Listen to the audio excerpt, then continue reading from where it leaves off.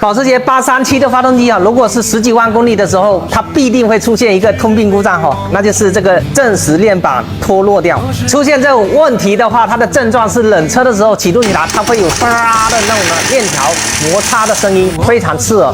越来越严重的时候，甚至加速的时候，它都会啪啪啪啪啪啪的响。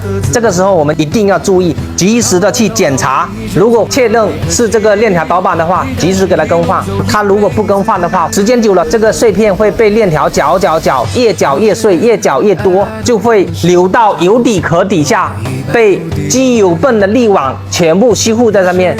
吸附的多的话，肯定会影响我们的机油量。那么这个时候就会报机油压力传感器故障啊，机油灯故障啊。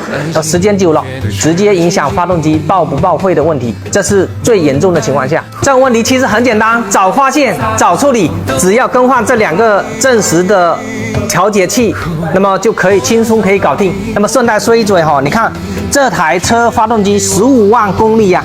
有没有发现它底下会干干净净的，跟新的发动机没有任何的区别？这就是机油用到位的。